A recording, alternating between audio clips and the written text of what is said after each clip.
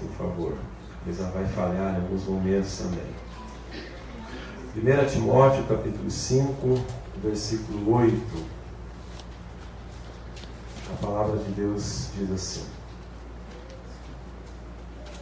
Ora, se alguém não tem cuidado dos seus, especialmente dos da própria casa, tem negado a fé e é pior do que o descrente.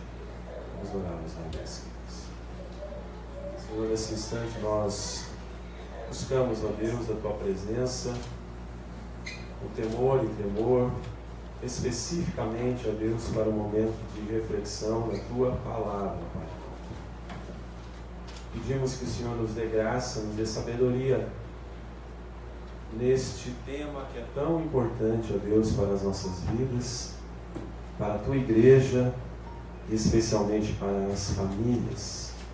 Família que é um projeto do Senhor. Que nessa noite o Senhor venha nos falar, para que as famílias aqui presentes, aqui representadas, possam rumar para este novo tempo que o Senhor tem para cada um. Essa é a nossa oração que fazemos, ó Deus, no nome do Senhor Jesus Cristo, para a glória e para a honra do Senhor Jesus Cristo. Amém, Senhor. Quero começar com uma pergunta, queridos. A pergunta é: como ter um novo tempo na família? Como ter um novo tempo na família? Talvez as mulheres possam dizer assim: para termos um novo tempo na família, é preciso que o meu marido faça algumas coisas que ele nunca fez até hoje.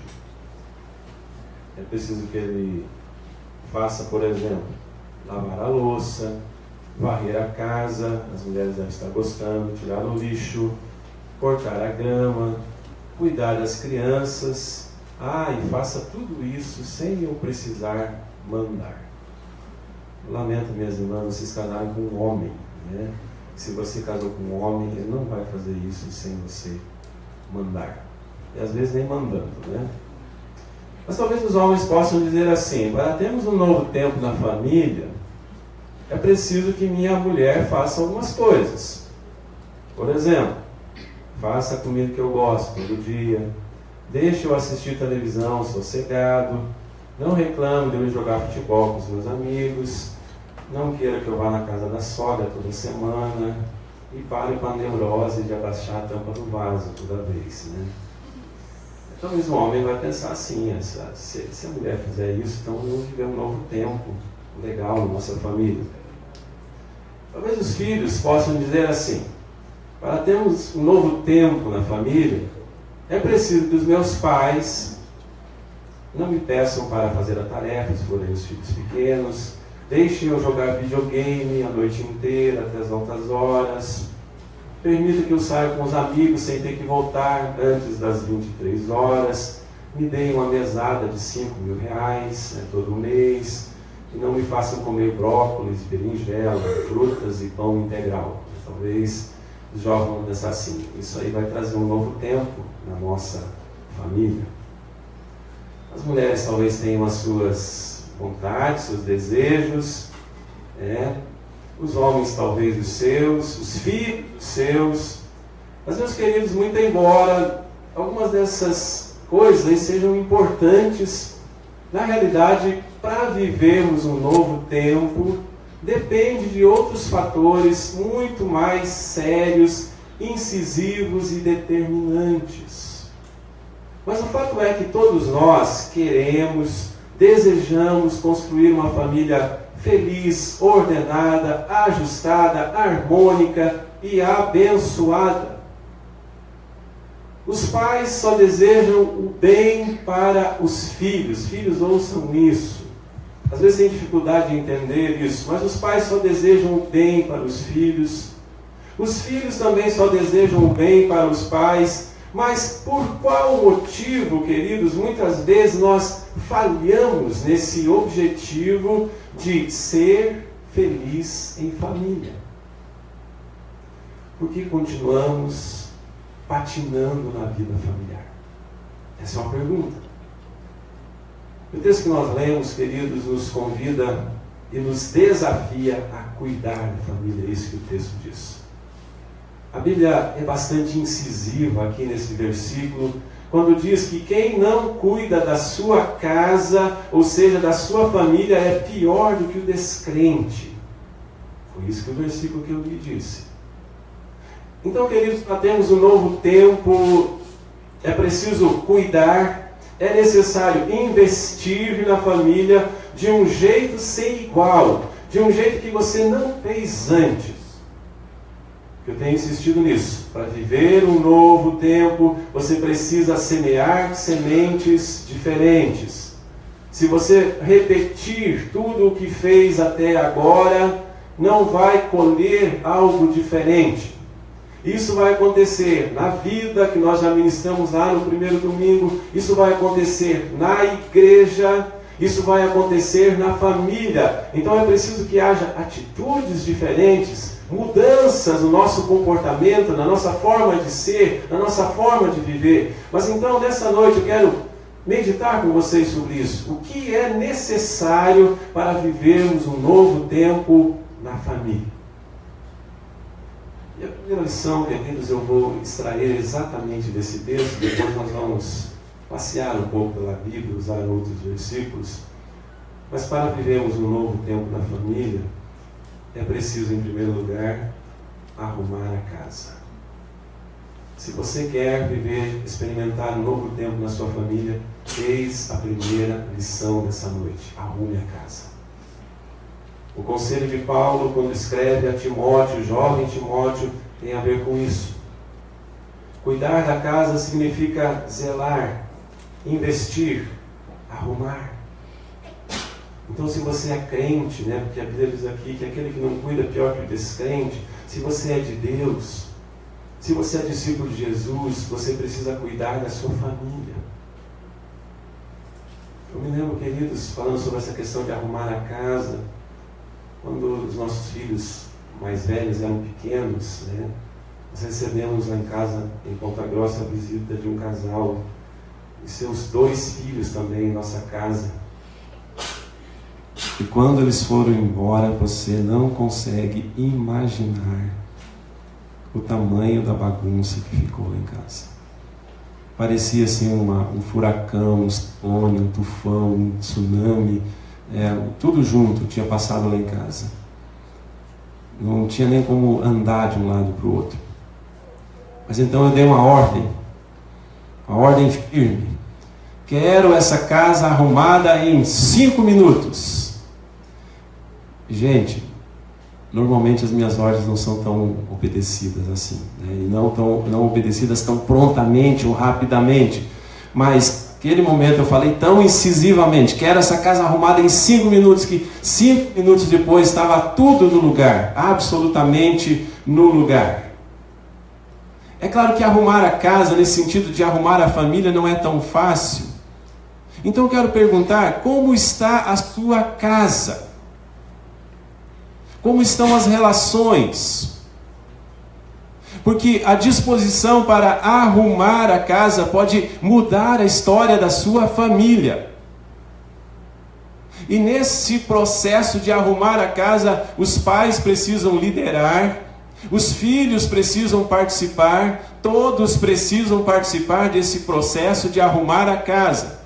E eu quero dar algumas dicas práticas, porque quando se fala sobre família, tem que ser muito prático. Então eu quero dar algumas dicas práticas para você arrumar a casa. Vamos lá. Primeiro, coloque as coisas no devido lugar. Se você quer arrumar a casa, se você quer arrumar a sua família, coloque as coisas no devido lugar. Deixa eu perguntar, vamos lá, quero acordar vocês. Tem alguém aqui que se irrita com as coisas fora do lugar? Levante a mão. Essa é a maioria mulheres, não sei porquê. As mulheres se irritam com as coisas fora do lugar. Querido, então, se quer arrumar a casa, coloque as coisas no seu devido lugar.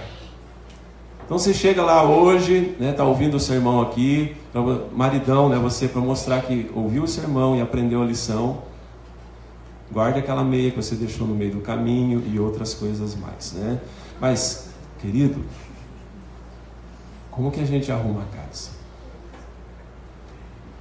a gente arruma a casa, eu vou fazer 3 perguntas para ver se a sua casa está em ordem. Primeiro, o marido está liderando? Se o marido não estiver liderando a casa não está em ordem, biblicamente. Segundo, a esposa está edificando? Porque a Bíblia diz em Provérbios 14:1, né? O que diz lá? A mulher sabe o que ela faz? Edifica a sua casa. Terceiro, os filhos estão honrando seus pais? Se essas 3 perguntas estão bem respondidas, a sua casa está em ordem. Se você não consegue responder sim, então é porque precisa de ajustes. Coisas precisam ser colocadas no lugar. Quais são as 3 perguntas? O marido está liderando? A esposa está edificando? Porque a esposa tem o poder de edificar ou derribar a casa. E como tem? Então, o marido está liderando a casa, a esposa está edificando a casa e os filhos estão honrando seus pais. Se essas coisas estiverem acontecendo, as coisas estão em ordem na sua casa. Mas eu falei que eu vou dar algumas dicas. A primeira é coloque as coisas no devido lugar. E a segunda é faça uma faxina geral. Novamente as mulheres, né, que se incomodam com isso. Uma sujeira da casa. Os homens vivem 1 ano sem passar uma vassoura na casa, né, e acham que está tudo bem. Mas olha, faça uma faxina geral, promova um dia de faxina em sua casa.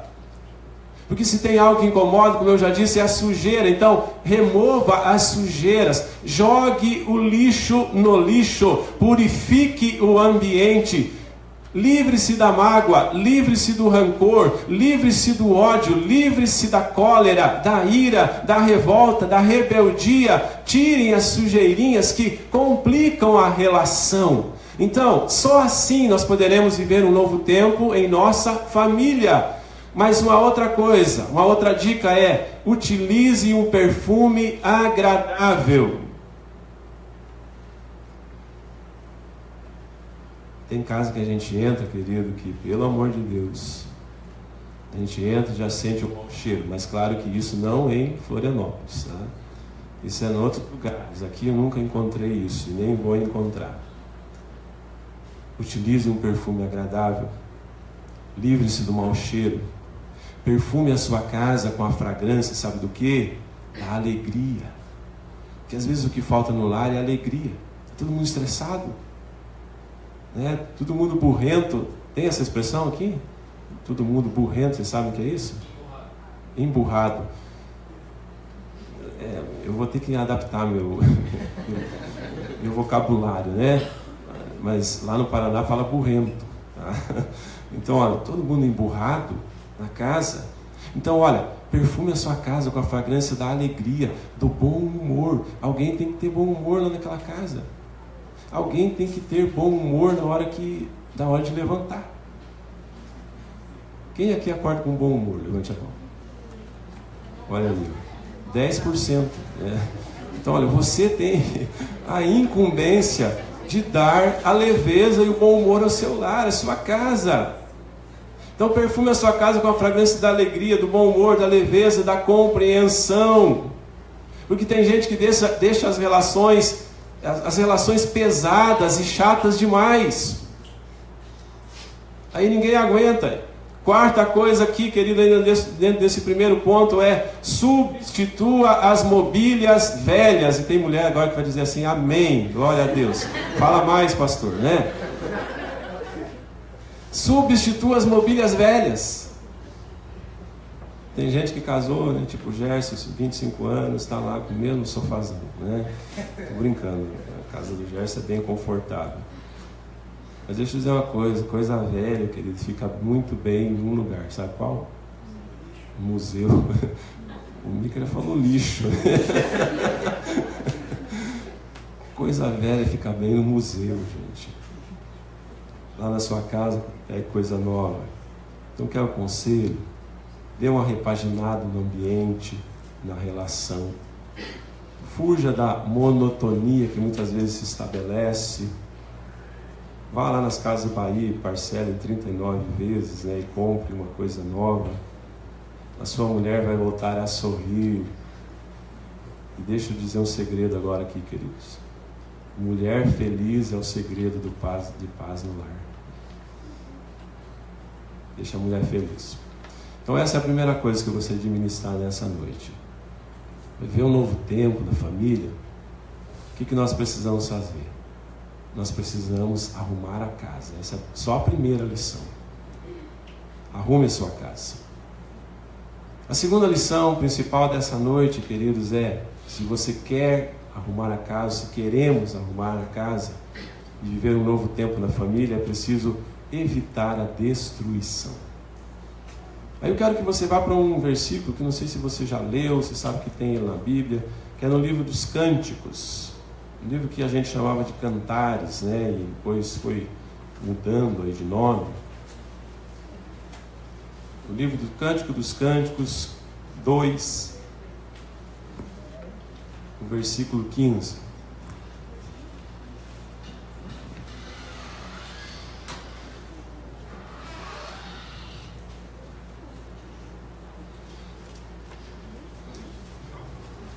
Como diz um colega meu, quem achou, diga achei, não amém. Cantares, ele é depois de Provérbios, tá, gente? Não é de Eclesiastes, aliás. Provérbios, Eclesiastes, depois vem o livro de Cântico. Capítulo 2, versículo 15, diz assim: apanhai-me as raposas, as raposinhas que devastam os vinhedos, porque as nossas vinhas estão em flor.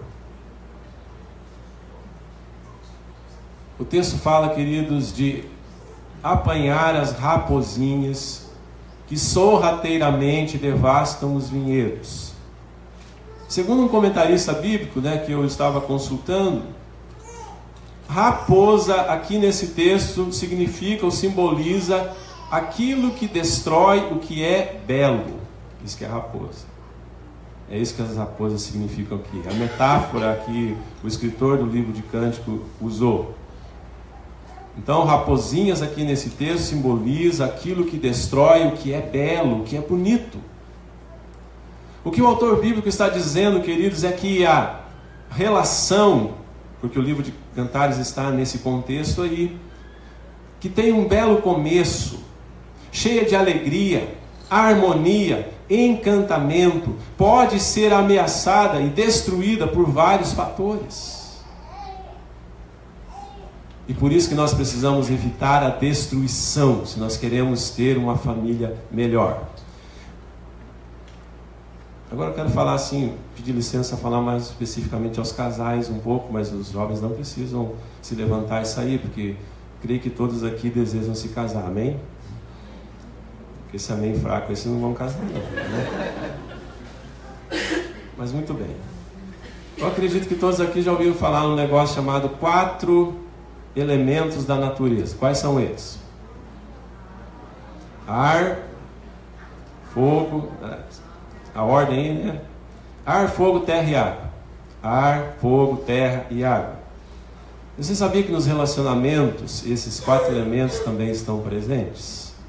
Vou ilustrar aqui para vocês.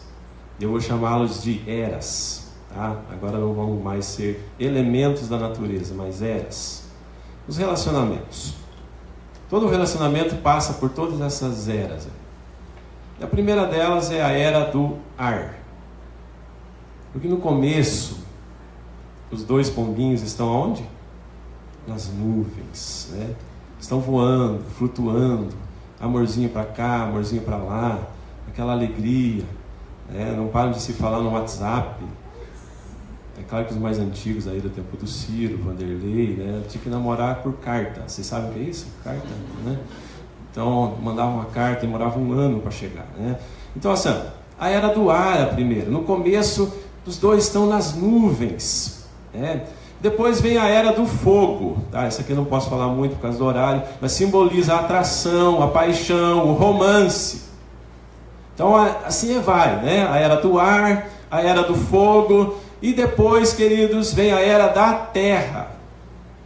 A era da terra é quando o casal aterrissa e cai na real. Quando ele casa e ele vai fazer a primeira compra no supermercado. E aí ele nunca tinha comprado um sabonete, uma pasta de dente, feijão e arroz. e ele começa a descobrir quanto custava isso, e aí então ele cai na real, aterriza aqui. Muito bem, então a era do ar começou lá, né, os dois pombinhos alegres, achando que, né, tudo ia ser mil maravilhas, tranquilo, fogo, o negócio esquentou, a era da terra, aterrissaram aqui, aí depois vem a era da água, e nessa fase vai tudo por água abaixo. E eu gostaria de acrescentar um quinto elemento que não tem, mas eu vou criá-lo aqui e chamá-lo de era, que é a era do gelo. E aí já era, né? Na era do gelo, o relacionamento fica congelado. Não quero desanimar quem está pretendendo casar, tá bom?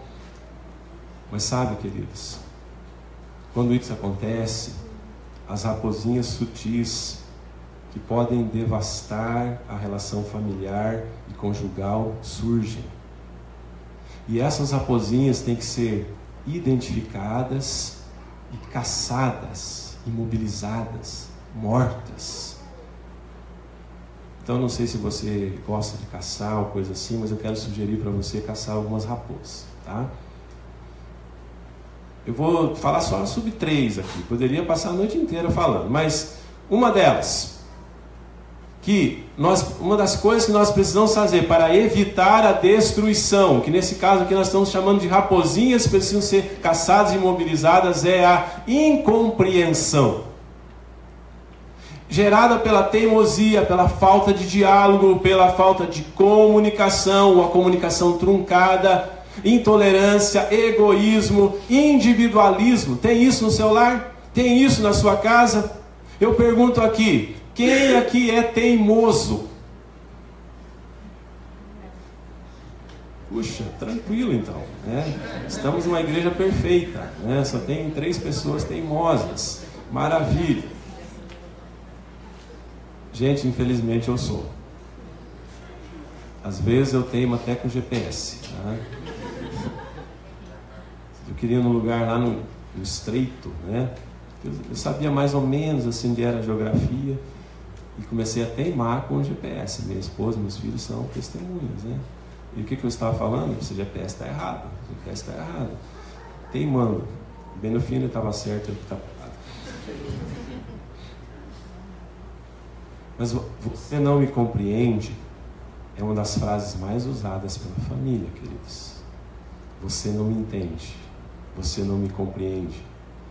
Pais que não compreendem os filhos, filhos que não compreendem os pais, cônjuges que não se compreendem.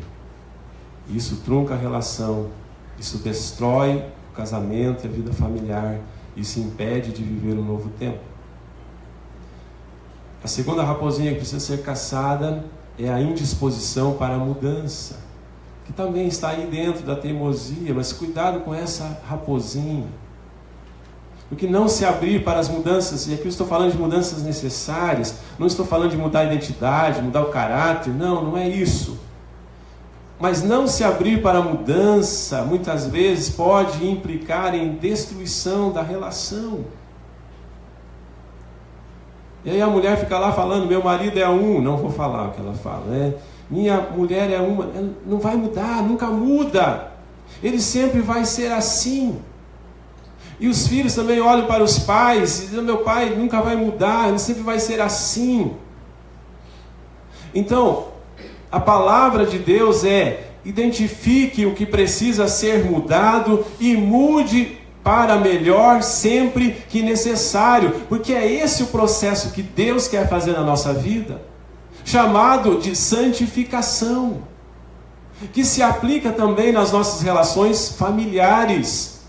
À medida que a gente vai se separando do posicionamento da vida carnal e vai tendo um posicionamento, uma postura espiritual, isso é santificação, isso vai nos melhorando com pessoas, isso vai nos ajudando a viver melhor a relação familiar.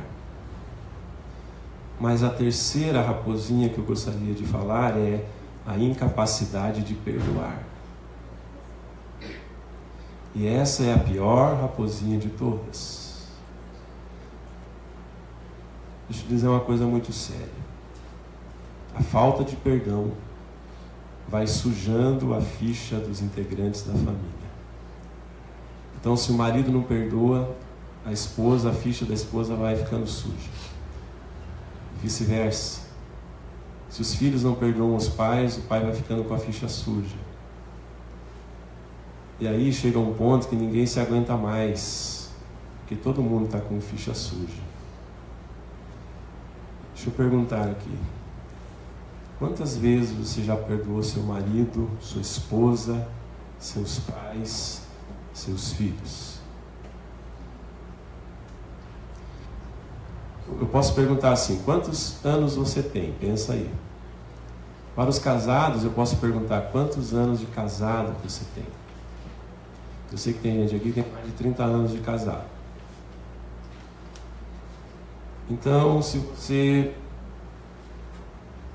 perdoa aí umas 100 vezes por ano, estou chutando por baixo, né? Quantas vezes já deu? E aí você lembra do texto de Jesus falou lá, em Lucas 14, 17:4, aliás, ele disse assim: se um irmão pecar contra você, até quantas vezes? 70 vezes 7. Quanto dá isso aí para o pessoal bom de geografia? Estão acordados, né? Matemática. 490. Já estourou a cota, não? Mas se prestou atenção num detalhe do texto lá de Lucas 17:4, diz assim: se o teu irmão pecar contra você no dia, tem esse detalhe lá, no dia, não sei que tem só na minha Bíblia, não tem na sua, no dia, perdoa-lhe. Sabe o que Jesus quis ensinar, querido, com esse versículo? Ele quis ensinar que a nossa disposição para perdoar tem que ser ilimitada, não tem limites. Então, nós precisamos evitar a destruição, queridos. Uma terceira lição que eu gostaria de compartilhar nessa noite: o que nós devemos fazer para viver um novo tempo na família? Arrumar a casa, evitar a destruição. E é preciso também, queridos, experimentar um despertamento espiritual. Eu não poderia falar apenas de coisas práticas, eu tenho que falar das coisas espirituais. E aí eu quero que você abra comigo em Atos capítulo 16.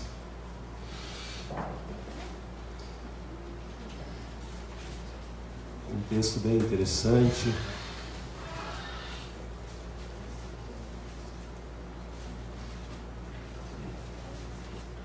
Atos 16, os versículos 30 e 34.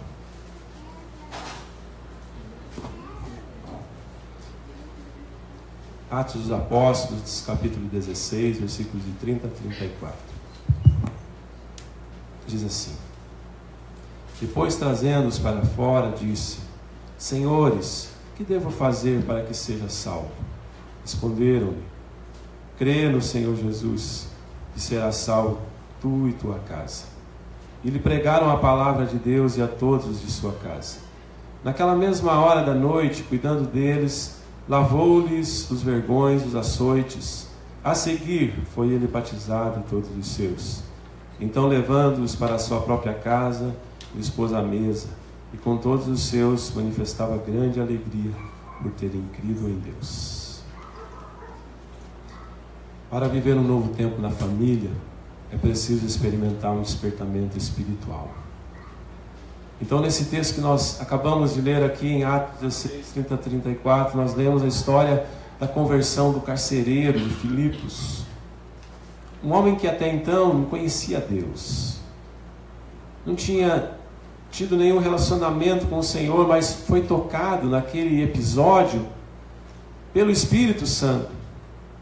Então ele fez uma pergunta para Paulo e Silas, que ali estavam: que devo fazer para ser salvo? E a resposta do apóstolo Paulo foi bem simples, nada demais. Aliás, ele tinha que fazer uma coisa só. Ele disse: crê no Senhor Jesus e serás salvo, tu e tua casa. crê no Senhor Jesus e será salvo, tu e tua casa.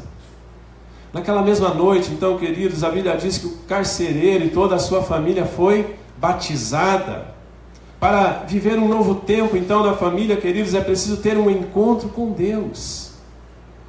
Para experimentar um novo tempo, a família precisa ser consagrada integralmente a Deus. Para viver um novo tempo, a família precisa ter um despertamento espiritual. No plano horizontal que eu ministrei nas 2 primeiras lições principais dessa noite, você precisa arrumar a sua casa. Isso tem muito a ver com você, com a sua postura, com o que você vai fazer. No segundo também, evitar a destruição. Tem coisas que, as coisas que você precisa fazer lá no seu lar. Agora, queridos, esse terceiro ponto tem a ver com Deus. Para viver um novo tempo, a família precisa ter esse encontro com Deus. E a família do carcereiro aqui desse texto certamente experimentou isso, porque a partir de então, uma igreja forte e abençoada nasceu na cidade de Filipos. E se eu pergunto, quer experimentar um novo tempo na sua família? Ou a sua família está perfeita, tudo em ordem, vivendo tudo o que você sempre sonhou? Ou talvez você diga, minha família está boa, mas é claro que pode melhorar. Porque eu tenho uma frase que vocês vão ouvir muito aqui, nada está tão bom que não possa ser melhorado. Então, quer experimentar um novo tempo na família? Eu vou dizer algumas coisas que são muito importantes, mais importantes das que eu já disse até agora. Restaure o altar de Deus na sua casa. Restaure o altar, e quando eu falo restaure o altar de Deus, eu pergunto, Deus está reinando na sua casa? Deus está reinando no seu lar? Deus está lá, a Bíblia está lá, ela está sendo lida, orações estão sendo feitas. Quer experimentar um novo tempo na família? Leve a sua família a gostar do povo de Deus. Porque às vezes, eu não sei se é costume aqui, mas lá em Ponta Grossa eu experimentei muito isso. Às vezes os pais têm experiências ruins com a igreja e falam tão mal da igreja, mas ao mesmo tempo querem que os filhos vão para a igreja e gostem da igreja. Então é preciso que haja cuidado naquilo que nós falamos. E nós adultos somos capazes de absorver, de separar as coisas, mas as crianças não. Então o que os pais podem fazer para os filhos é levar a sua família a gostar do povo de Deus. E querer estar junto com o povo de Deus.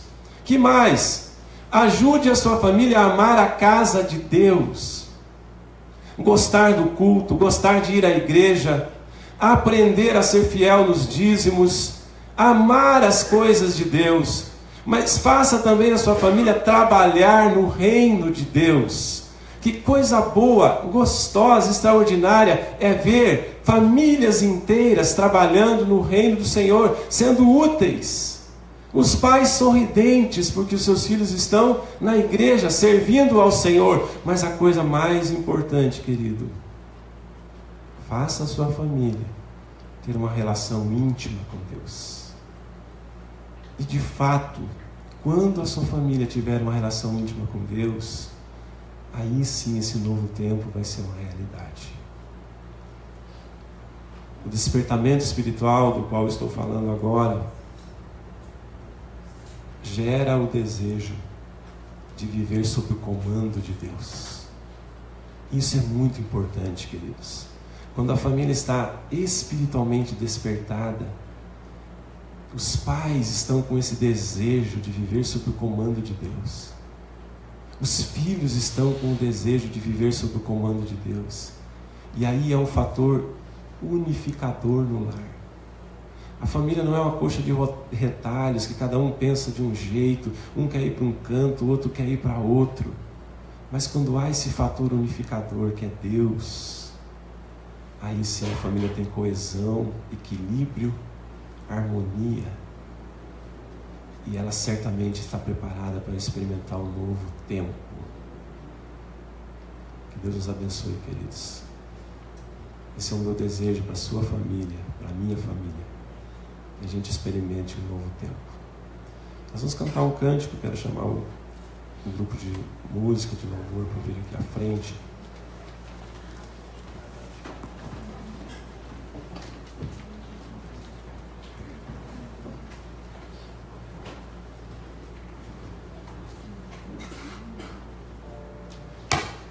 Um cântico